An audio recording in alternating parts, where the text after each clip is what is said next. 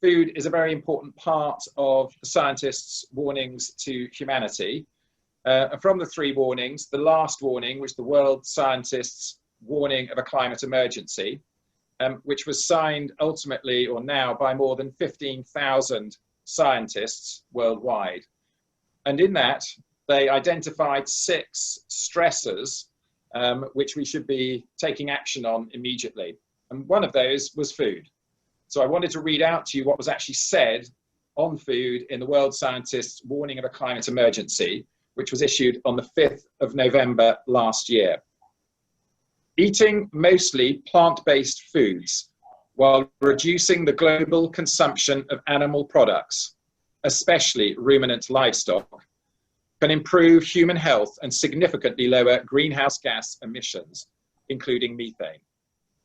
Moreover, this will free up croplands for growing much needed human plant food instead of livestock feed, while releasing some grazing land to support natural climate solutions. Cropping practices, such as minimum tillage that increase soil carbon, are vitally important. We need to drastically reduce the enormous amount of food waste around the world. So that's the statement of the world scientists in the climate emergency warning. We have 4 fantastic talks coming today, and I hope you're going to tune in to the other talks coming after Carol's. And we have in the later talks Sebastian Pohl from Papa Herbs. We have Dr. Helen Harrott, an environmental social scientist. And we have Dr. Mahmoud, who is one of the authors of the World Scientists' second warning, who'll be talking at 2 o'clock about the food crisis in Nigeria. So look forward to seeing you in those. And now to welcome Carol. So welcome, Carol. Thank you very much for being with us. And an introduction to Carol. So Carol is a committed campaigner for animal protection who's worked with international and national animal protection organizations for over 30 years on a broad range of issues. She's experienced strategy and campaign development and is currently the Director of Campaigns for the Compassion in World Farming. She's also previously been the co-chair of Beyond Calf Exports Stakeholders Forum and the chair of the Animal Protection Index Working Group. So Carol, thank you very much for being with us today, and we hand over to you. Great, thank you so much. Thank you so much, Edmund. Just one thing. I'm currently special advisor to the Chief Executive of Compassion in World Farming, and we have a new director of campaigns. So yes, I'm currently special advisor. Sorry, I'm just trying to share my screen. I hope that that's worked. I'd just like to say how delighted I am to be taking part in this event.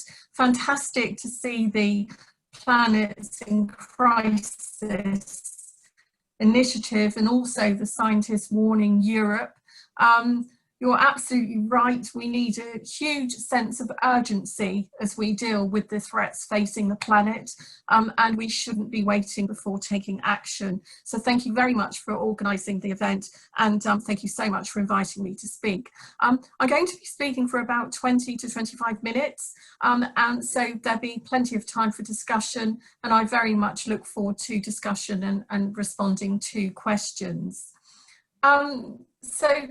Thinking about the focus on science and climate science, I started to remember the events in the past where we at Compassion in World Farming have asked people to listen to the science as well. So I'm going to start, I'm afraid, a few years back. So I've been campaigning for animals since I found out about factory farming. In 1984, I started working as a young campaigner with Compassion in World Farming. They were very exciting and energetic days, and I couldn't believe my luck in actually having a job in animal welfare. You can see me here outside number 10 presenting a petition, and outside Harrods with Spike Milligan, again protesting about the production of foie gras, where geese are force-fed. One of my key roles was lobbying government for change. And when asking government to outlaw the most egregious confinement systems for animals, the veal crate, the dry cell stall, and the battery cage. We were constantly told that action would be taken when we could demonstrate our case with science. Our calls for animals to have the most basic freedoms were scorned as anthropomorphic, so we concentrated on building our evidence base. I remember a meeting with the Ministry of Agriculture, Fisheries and Food, as it was then. Today it's DEFRA. I'd driven up to the ministry offices with my briefcase on the passenger seat next to me, stuffed full of photocopies of scientific papers by scientists on the suffering of calves in veal crates. During the meeting, I made the scientific case for banning veal crates, passing paper after paper across the table, explaining how each one outlined a specific cause of suffering. For example, how calves reared in crates suffered high levels of abnormal behaviours and a variety of digestive disorders. I concluded by asking, what more do we need to prove scientifically before you'll take action and ban veal crates? You'll have to prove that four-legged animals need to walk, replied one civil servant. His words reverberated around the room, which fell silent. I remember the minister looking at his civil servant. I remember the civil servants looking at each other. I remember looking at them, and I remember packing my briefcase and leaving. Well, that was my first experience of how listening to the science can be problematic. That was the point I realised that decision-making is so much more complex than just listening to the science. But how on earth did we arrive at a point where scientific proof would be asked for something that surely should never be questioned? Why on earth did veterinarians not object the first time that someone locked egg-laying hens into battery cages, sows into stalls, broiler chickens into darkened sheds, or piglets into indoor slatted pens? How did we get to rearing 75 billion terrestrial farmed animals for food every year, 2/3 in conditions that mean they can't even move freely? What does this mean for the egg-laying hen, for example? She's an intelligent and social being. Pecking is her preferred way of perceiving the world. She has a good memory for places, people, and things, and she passes on her knowledge to her young. She wants opportunities to peck and scratch and forage, to run and stretch and flap her wings. She enjoys dust bathing. It's comforting, it's refreshing, and it keeps her feathers in good condition. She likes to sleep and rest on a high perch. Today, millions of hens spend their lives confined in battery cages, deprived of all that would make life worth living. If we listened to all the science that we have at our disposal about the wants and needs of the hen and paid full regard to her welfare as a sentient being, we would not be using caged systems for hens at all. We've heard a lot about listening to the science recently, as societies struggled to control the COVID-19 pandemic and the challenge it has brought to our way of life. It's probably with the benefit of hindsight that we know what the best course of action would have been. If oil companies had listened to the science earlier in the 20th century, when told of the potential impact of a fossil fuel-driven economy on the climate, we might have had a swifter move to renewable energy. If we'd listened to the science, we might have avoided many catastrophes, such as the collapse in insect populations driven by agricultural intensification. And of course, it's not just insects that are under threat of extinction. Since 1970, population sizes of mammals, birds, fish, reptiles, and amphibians have declined on average by 68%. according to WWF's latest Living Planet report. Nearly 2/3 of threatened species are imperiled by the expansion and intensification of agriculture. When it comes to the climate, the food system currently accounts for roughly 30% of all anthropogenic emissions. The UN's Food and Agriculture Organization estimates that the livestock industry is responsible for 14.5% of all greenhouse gas emissions. And by 2030, the contribution of the livestock industry is projected to rise still further. Clearly, we cannot meet the Paris climate change targets, nor realise the Sustainable Development Goals without addressing food systems. Today, half of the world's usable land is used for agriculture, supporting food systems that are not only the biggest source of cruelty to animals on the planet, but that endanger our atmosphere, pollute our water, degrade our soils, decimate our forests, and that are driving countless species to extinction. And despite the vast resources dedicated to our food system, 820 million people do not have enough to eat. And yet we choose to feed more than 1/3 of the world's cereals, almost all of its soya, and vast quantities of wild-caught fish to confined farmed animals. Why are we not listening to the science and immediately setting ourselves on a path of food system transformation towards producing and providing healthy and sustainable food within planetary boundaries, as set out, for example, in the Eat Lancet Planetary Health Diet? Why are we not making united efforts around the world to move towards a more plant-based diet, when science tells us more plant-based flexitarian diets could reduce GHG emissions in 2050 by 56% compared with business as usual, as well as benefiting our health? Although Compassion in World Farming has had numerous successes over the years by committing to a science-based evidence approach to our work, there have been equally many occasions where I've been reminded of my early experience in the meeting with the ministry. It's clear that we don't always listen to the science, especially when it isn't convenient to powerful vested interests.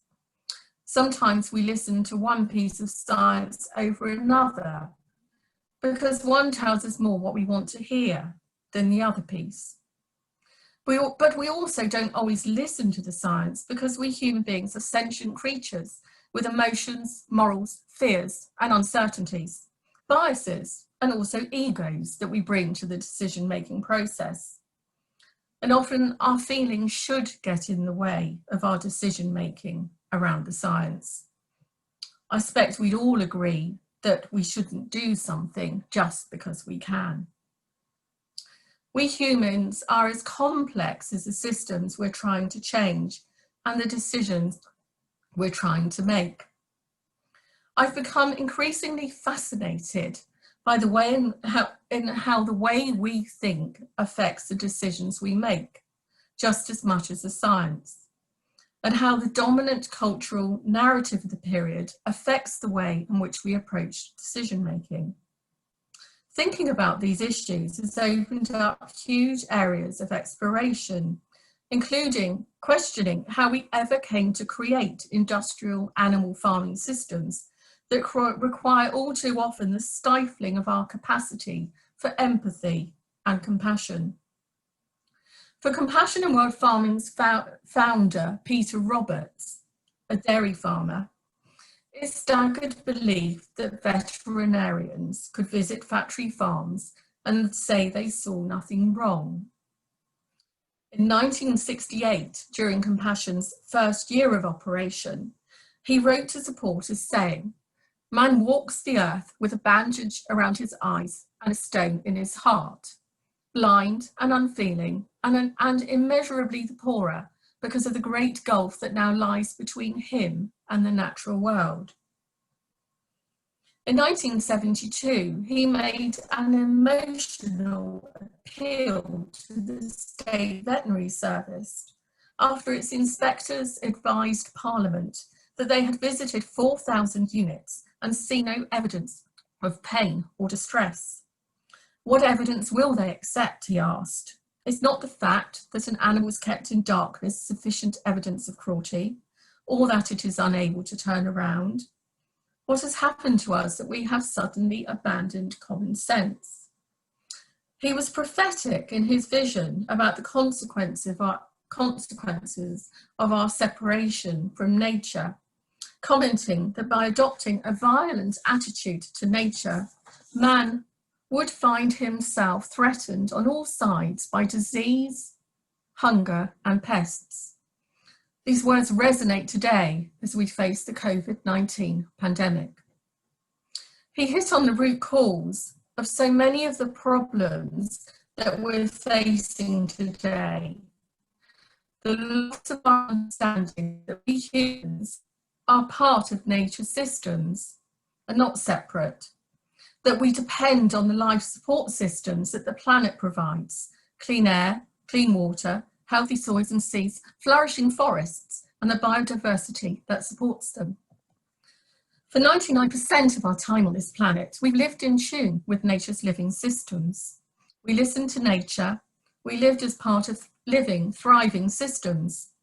But all too soon, nature became the subject of ever more determined exploitation and commodification. The story of separation between humans and nature stretches back thousands of years to the emergence of many of our current global religions, where early narratives put forward the idea that nature was a servant of mankind, available for use and exploitation. We believed, and in many places still do, in the dominion of man over nature. Our changing patterns of thinking have deeply influenced the way we have designed our societies. It's thinking that emerged in the scientific and industrial age roughly 300 to 100 years ago, which is the paradigm of thought that dominated the way in which business developed during the 19th, 20th, and into the 21st century, which really codified into a story of separation. We became intensely interested in atomization of nature, breaking everything down into parts to better understand what it was and how it worked. The scientific method allowed us to do this, to truly deepen our understanding of how the world worked. The mechanistic worldview, which developed at the time, is one of a complex clockwork whose inner workings and natural laws can be investigated and understood. As author Fred Laloux explained in his seminal book, Reinventing Organizations.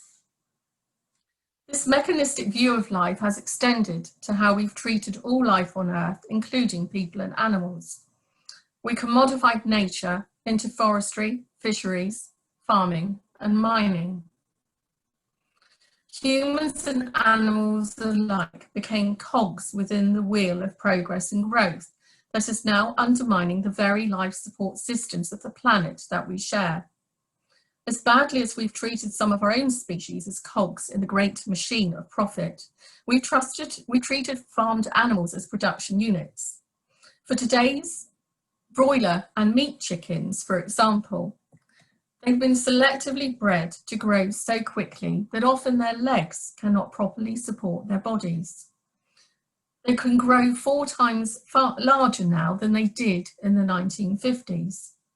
The size of the breast in particular has increased by 35 to 85%. As a result, many suffer painful leg disorders or succumb to heart disease. And the majority of the 65 billion chickens that we produce each year in this way live their lives crammed into sheds. For the vast majority of farmed animals, human control has meant separation from nature in a way that has deprived them of all that makes a life worth living. The scientific or mechanistic worldview has been accompanied by the rise of the importance of technology, the field which has accompanied the scientific and industrial revolutions. Technology has been our silver bullet solution to most problems of our own making. Whilst technology has unquestionably delivered many enormous benefits to humanity in terms of our quality of life, when it's combined with silo thinking, there's a real risk that we will continue with an approach of silver bullet solutions to the complex challenges we face. Nor do technology-based solutions always guarantee a positive result if you don't understand the complex systems into which you're dropping them. The advances of the 1950s and 60s, for example, in agriculture, brought us increased production through fossil fuel industry offshoots, pesticides and fertilizers. But today we know that that approach has brought us degraded soil, biodiversity collapse and polluted waterways. Our current approach to the existential challenges that the world faces risks falling victim to this mechanistic silo thinking approach yet again. If we look at the food system only in the context of climate change, through the narrow lens of GHG emissions, do we run the risk of creating more siloed monoculture solutions that ignore the looming crisis of biodiversity? If we look at agricultural land use through the narrow lens of GHG emissions, do we run the risk of forgetting the need to restore and regenerate vast tracts of degraded land, that a regenerative agriculture system could do so much more easily than vast industrial systems of animal incarceration fueled by industrially produced grain?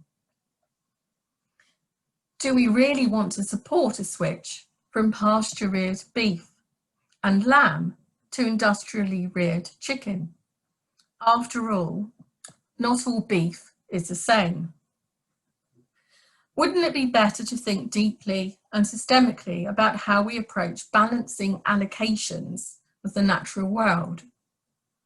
What we need to do, instead of thinking in mechanistic, separate silos, is to choose a living systems approach where, as Janine Benyus of the Biomimicry Institute says, we create the conditions conducive to life, not just now, but for future generations. Or as farmers used to describe their approach, and of course, many still do, living for today, but farming for tomorrow. A living systems approach that recognizes that any whole healthy system has parts, but those parts are intimately interconnected through a complex network of relationships that brings a vibrant aliveness to the whole. Our future approach to the food system and climate change must be to find ways to listen to the science in the context of the other complex systems these great challenges are connected to. Let's make the goal of the system, of the food system, one that has the provision of affordable, accessible, healthy and nutritious food at its heart, produced in ways that are sustainable and regenerative, respecting planetary boundaries. As Donella Meadows pointed out so many years ago, it's by changing system goals that we can change the system. Let's join together in support of a new global agreement to transform food systems to this new goal, taking advantage of the opportunity presented by the 2021 Food Systems Summit announced by the UN Secretary General. We have a window of opportunity given to us by COVID-19 to fundamentally change and rethink our futures.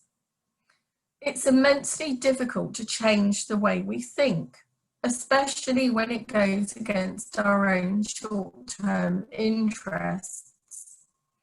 As Upton Sinclair said, it's difficult to get a man to understand something when his salary depends on his not understanding it. It wasn't long after that Vilcrate meeting at the ministry that I had a phone call insisting that I, my colleague Joyce de Silva, and Compassion's founder Peter Roberts attend a press conference. So we all travelled up to the National Agriculture Centre at Stoneleigh and heard the minister announce that the UK government had decided to ban Vilcrates. On the way home, Peter bought champagne and we drank it in paper cups in a lay-by. The minister and his advisors had changed the way that they thought about Vilcrates. And by changing the way they thought, we secured a better future for veal calves. Let's make sure as we change the food system and tackle climate change, that our way of thinking is commensurate with the complexity of the challenges ahead. And let's not forget the urgency, of course. As Einstein pointed out, the world as we have created it is a process of our thinking. It cannot be changed without changing our thinking. Thank you.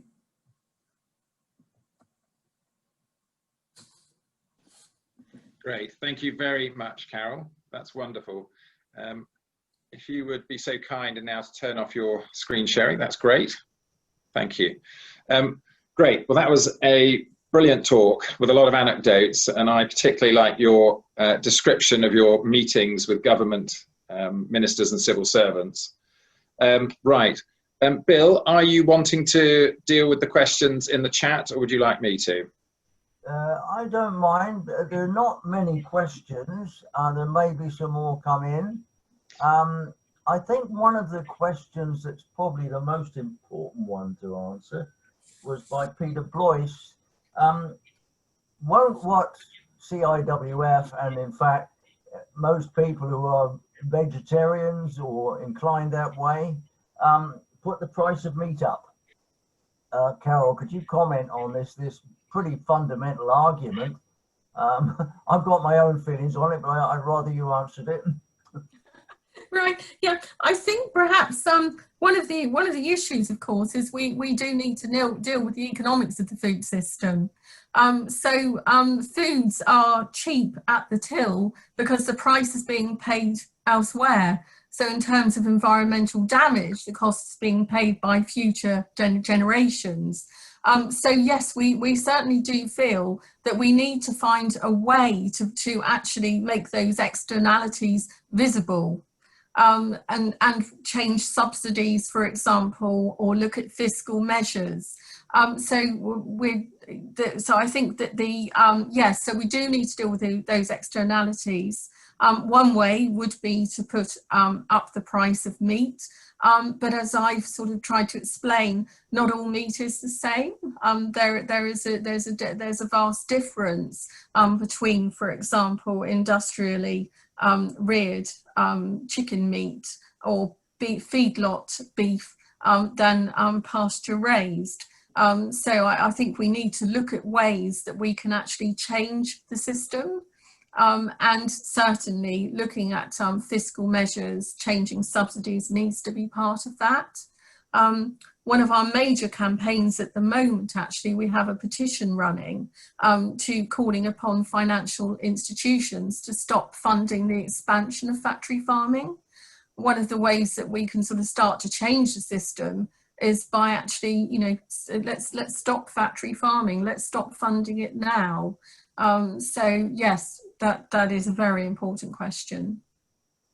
Yes, I think a couple of people in the audience have attempted to put their viewpoint on this. I'm rather like Ronnie Lee's. I mean, this is all about some feelings of compassion. Ronnie Lee has said, why are people so determined that other animals should be bred and or slaughtered to feed us when this isn't necessary? It's a question of degree, it seems to me. I put in a question which was rather long, but basically my thoughts are we face seeing anybody who smokes knows that there are pictures, frightening pictures on the packets.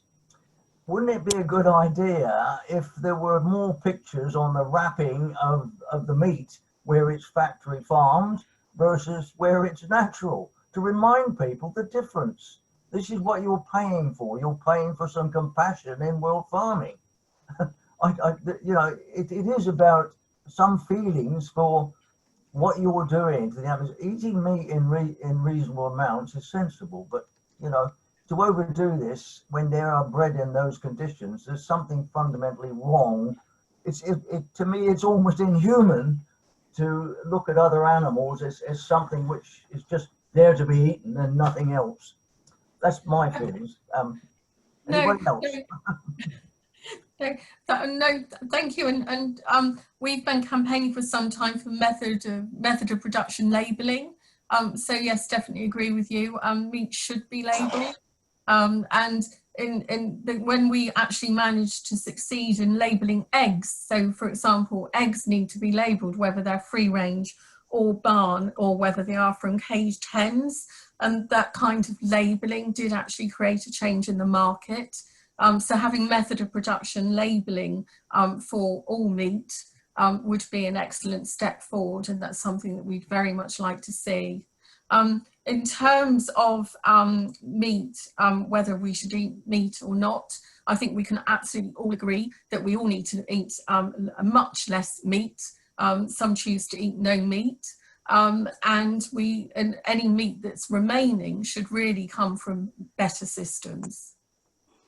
Yes, Carol, do you mind if I just draw you out on that particular question a little bit? We know we have to eat less meat. David Attenborough said it, and pretty much everybody else, the IPCC and everybody else has said it. In your opinion, how much? 90% less? 1% less? It depends. I mean, it's a difficult question to answer if we're looking at the whole world in each country. So I think generally in a high consuming country, setting ourselves a target of at least a 50% reduction would be a very good step forwards, and that's something that Compassion World Farming is actually calling for. So a cut by at least 50%. The Eat Lancet guide, that actually has a range. So that there is a range there, but let's start with 50%. I know that some organisations or some would say, well, it should be a much greater target. I know Helen Harwood's speaking later, so but it might be a good question to ask Helen to comment on as well. Certainly, and there are a lot of comments coming in about whether it should be vegan, vegetarian or meat-eating diets. So maybe we could pursue this just slightly further, as everyone seems to be interested in it. Let's just say we had a 50% target to reduce meat in the UK. What do you think that would do in terms of emissions and change in land use that may be beneficial to us? Okay. In terms of change in land use, again, I think an important proviso would be to add that what we would like to see is the cut coming from industrially reared animals. So in terms if we were actually to cut intensive chicken production, which is a very swiftly growing area in the UK at the moment, we would see benefits, for example, perhaps in less imported feed. So less soya being imported to actually feed to those animals, and certainly intensive chicken farming at the moment. There's reports about pollution of waterways and also ammonia. So I think perhaps the answer there is that we need to look at this in the round. We're working, Henry Dimbleby, for example, at the moment has been working on a national food strategy. I think what would benefit us would actually to actually agree and work towards a national food strategy with clear aims within it. And then in the same way, if we're looking at carbon, let's set a carbon budget for the country and then look at how that budget is used between all areas. So taking a holistic view really of what we need, and also taking account of what we can actually grow in the UK. There's a good question here, I think, from Will Saunders. Which strategy have you found most effective? Science, telling people about the environmental devastation of meat, particularly in factory farming, presumably, or emotional, showing people pictures of the suffering of the animals endure? I think both strategies are effective. It really depends on the interests of the people that one's speaking to. So of course, some people are really driven by the animal welfare and the animal suffering, whereas others are not so driven by the animal welfare, but they do worry about the environment. So I think both strategies are actually valid, and both strategies do work. Okay. I think, somebody observed, what is your opinion of George Monbiot's view that extensive animal farming is environmentally harmful because it's so intensive, it takes up a lot of land where trees could be grown? I think this is part of the science argument. Yes? Yeah, I think in terms of, I do know we do have some very good case studies of farmers who've actually turned to lower input systems and with fewer sheep, so by reducing stocking density, for example, in the uplands, and they've actually found that by moving to lower stocking densities and lower input, they've actually increased their profits. So I think any system, whether any extensive system, needs to be sustainably managed. So yes, I think we agree on the issues of sustainable management. Well, that's a long one. So I'm trying to look at the chat as well. Yeah, I'm just trying to. I think there is, I can see a question about fish. So I just perhaps on fish, because I didn't mention fish very much in my talk. I think we need to be aware that aquaculture is actually the fastest growing area of industrial farming. And so fish are being farmed in increasing quantities, and many are actually being fed on wild caught fish, so fish meal, and also on soya. So I think we also need to be concerned about the increasing fish farming.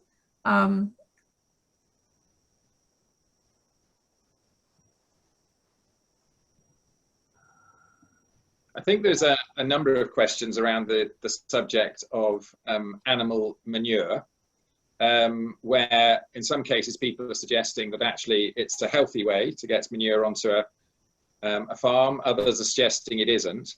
And there are obviously stories of effluent going into rivers and things like that from the industrial farming areas. I wonder if you might comment on that. Yes, I did visit, a year or so back, a farm on the outskirts of Basingstoke, actually. It's run by a farmer called Tim May, who inherited a farm where the soil, it had been an arable intensive farm. It had actually at some point had factory farmed pigs or battery hens on it as well. And when Tim inherited the farm, he found that the soil was exhausted.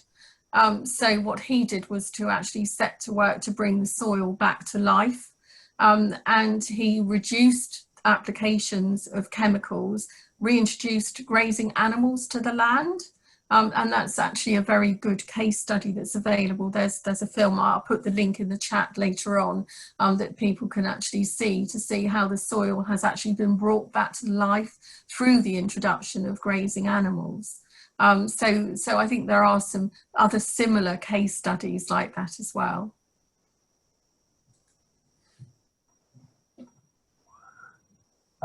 Question, doesn't pasture-fed land take up an unsustainable amount of land and water feed? We seem to have some pretty good answers in the audience, but I'd like to know Carol's view on that. Okay. We work very much with the, in the UK there's the Pasture-Fed Livestock Association, and their farmers are producing producing pasture-reared beef and lamb. They seem to be in sustainable ways. So I think there are good case studies out there that actually promote pasture-based agriculture. I think perhaps the key issue is that we just need to move away from the industrially reared factory farming towards a more pasture-based system.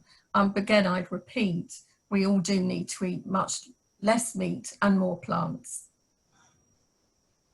That's a pretty good summary.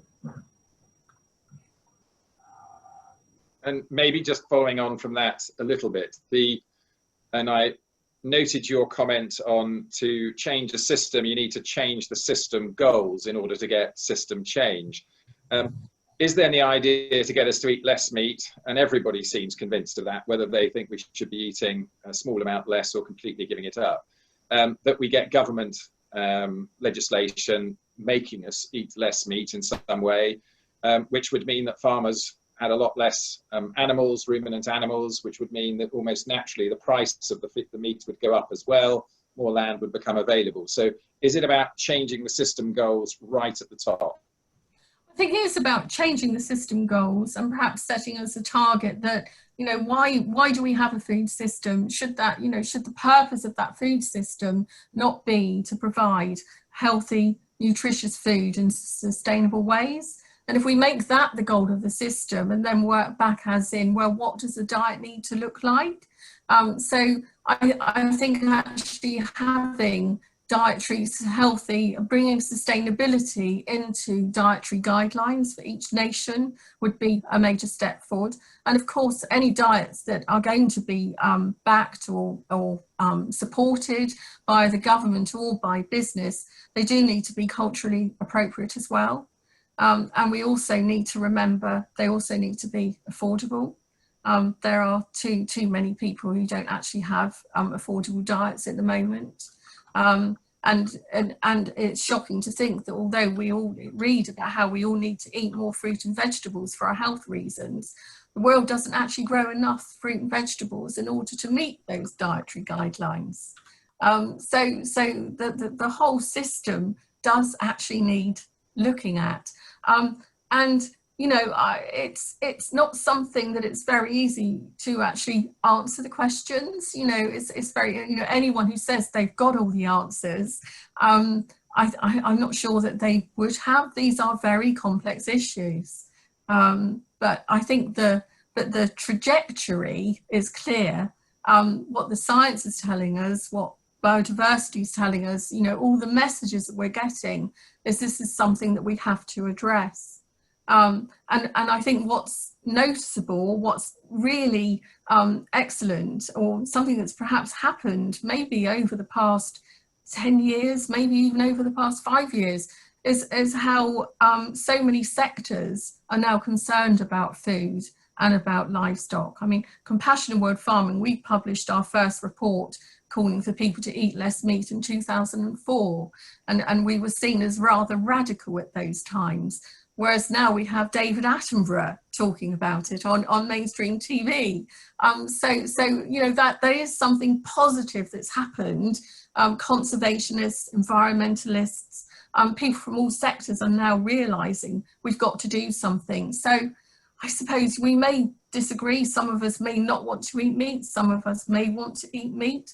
But the key thing, I think, really is we need to sit down together and to start working out these solutions towards these very difficult problems. But I do think that putting, you know, if we can agree what the purpose of the food system is, then perhaps we can actually start making very clear steps. I'm sorry, that was a very long answer. Sure, and if can I just follow up with one small question on that? If that's what we're going to do, whose responsibility is to start the work on it? Well, let's well, we have got the Food Systems Summit happening, which is wonderful. I understand that as part of that process, there have already been a series of food system dialogues. I understand that there are going to be requests for national food system dialogues and also independent ones. So I think we should just start the process, and perhaps we should host one together. But yeah, let's just all get involved and start working. Thank you. I wanted to take one question here. So Paul Beckwith has asked, do you like the idea of domesticating some marine fish like whale sharks and harvesting kelp for food? And I might just add to that, if you maybe give some general comments on fish farming, whether it's a necessity because we're overfishing the world's fish stocks, or whether it's a problem because it's industrialized. Okay. Do I like the idea of whale sharks? No. So I suppose I don't like the idea of starting to exploit whale sharks, especially having seen them whilst I've been scuba diving. So maybe that's so no, I'm not in favour of that. I think in favour of, for example, there's a lot of work going on in algae, for example. So I think perhaps we should be considering some of these modern food methods, but also algae growing, precision fermentation. There's work going on around cultured meat, etc. So there are a lot of options for meat and fish alternatives. In terms of fish farming, it is a major problem. There are more and more species being actually introduced to fish farming. They're often with little understanding of their needs or actually regard to their welfare. And there is a vast amount of suffering going on in fish farming. One would also perhaps need to question why we have actually started focusing on farming carnivorous fish. So actually, yeah, we have concerns about the whole salmon industry. We do have a website called Rethink Fish. So there are more facts on this online, and we've also produced a series of reports on the welfare of different species of fish currently involved in fish farming. So perhaps there could be a talk by one of our fish specialists at a future event. Okay, thank you, Carol. I'm going to just read out a couple of comments as we go down to another question as we come towards the end. Ruan Nishanthi Garnaj made the comment, we should be including sustainable national dietary plans for children, and says it is up to women, but I suspect that's meaning that's probably being left up to women at the moment. Then comment from Jenny Anderson, penguin numbers are falling dramatically in the South African coastline because krill are being trawled to feed aquaculture, salmon production in the Nordic countries, as an example of the impact of aquaculture farming. And then from Will Saunders, Carol, can you talk about government subsidies and how this affects well or badly, our shift towards plant-based diets? Okay. So I'm just trying to think in which country. So yeah, I think on the whole, we have concerns that the subsidy system actually supports the status quo rather than change. And so, for example, last week we had the farm to fork strategy was being voted on at the EU, the Common Agricultural Policy. I think it was quite noted in that, for example, countries will in future be prevented from actually raising standards above an EU minimum for either animal welfare or environmental protection. So there's sort of going to be a common level set, which is a bad signal. There was also a huge battle last week about whether veggie burgers should actually be allowed to be described as burgers anymore. We actually, at least that was actually pushed back. So we will be permitted to describe veggie burgers as veggie burgers, but there were actually tighter restrictions put down with respect to description of dairy alternatives. So in future, for example, a non-dairy product couldn't be described as cream-like. So I think in terms of subsidies across the EU and certainly in the US, we actually do need to do something to actually turn them around, so that they actually support the food system that we want to see, rather than continue the current business as usual trajectory. And I'm sorry that probably wasn't in enough detail, but I could follow up with some more information from one of our UK briefings if that would help. Great, thank you. I thought I might just highlight a comment from somebody who's here, Holly Whitelaw, who's asked if anybody wants to set up a regenerative food hub. Great idea, Holly. So if anybody wants to, Holly's put her email there. And then Tony Goodchild has asked the question, some vegan and vegetarian is not good for the world either. In other words, in arid lands where it's difficult to grow other food without unsustainable irrigation. And then he makes the comment, but should people be living there anyway? I think this is the issue when we're talking about regenerative agriculture systems or future farming systems. They do need to be systems that are actually suited to the different climate zones. And of course, the people living in those areas would need to want to use them as well. So yeah. This is, you know, we can't just apply the simple solution that would work in the UK to all other countries.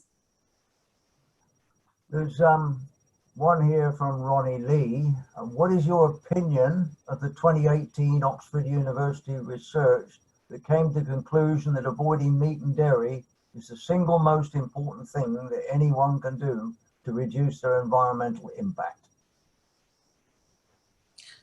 I'm not sure exactly which paper is being referred to, but I'd say, I mean, if people wish to give up all meat and dairy, that's a personal choice that I've made, you know, then I think that is a personal decision.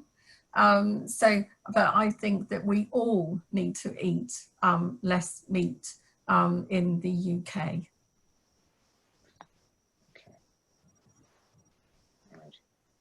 I think we're on to maybe our last question or comment now. We're just scanning to the bottom of them. Okay, I suppose Ronnie Lee's last question, as it ends up at the bottom as well. Very quick answer to this one. Can there ever be an ethical source of meat when we don't need to kill and eat the meat of other animals? I think there's a lot of work going on in cultured meat at the moment. So that would provide meat from stem cells. So perhaps that would meet that criteria. Yes, so perhaps there will be future developments. And I suppose perhaps the last thing I'd say is that, of course, you know, technology may bring wonders in the future, but let's not rely on that. We've got, you know, we're in a crucial decade. We don't have time to sit around really. We need to start with the choices that we have today. We could all do something. We can all actually, you know, we can all decide what goes on our plate, and we can all decide to eat more plants and less and better meat. That's an action that we can all start taking today. Great, thank you, Carol. I think we'll probably call an end to it now. We've answered the majority of the questions anyway. And just maybe drawing on one quote from what you just talked about, as well as another from the World Scientists. So from the World Scientists' first warning to humanity, they asked for us to change our stewardship of the earth and our way of approaching it. And that's obviously what we need to do in relation to agriculture and food. But I liked your quote from Peter Roberts: man walks the earth with a bandage around his eyes. Unfortunately, I think that's what we've all been doing for a very, very long time, although people like David Attenborough and yourself are helping us to remove the bandages, which we need to do immediately if we're to put the crisis right. So thank you very, very much, Carol, for your participation today. By the comments, it looks like everybody thought it was fantastic and very informative. And everybody, we will be trying to get all of these videos posted up onto our website and onto our brand new YouTube channel, which doesn't have anything on it yet, but will have after all these series of talks. So you'll be able to catch it again later on. I would like to say to everybody, please try and come to our other food talks today. So in half an hour, you've got Sebastian Pohl from Pucker Herbs talking. And Pucker Herbs is one of the few companies that's a B Corp and has declared a climate emergency as well. You've then got Dr. Mahmood talking about satellite technology solving the food crisis, and noting one of the questions we had today, which was about the suitability of land for certain types of farming. Dr. Mahmood has created a system through his work whereby looking at satellite technology, he can actually show which areas, he's talking about Nigeria, but anywhere in the world would be the best for which type of crops. And he believes that sort of information should be disseminated widely to farmers and to agricultural cooperatives. And then later on at the end of the day, we have Dr. Helen Howard, who is an environmental social scientist. And so please look up for all those free talks and join us again later on. Thank you very much, everybody. Thank you, Carol. Thank you so much. Thank you. Bye.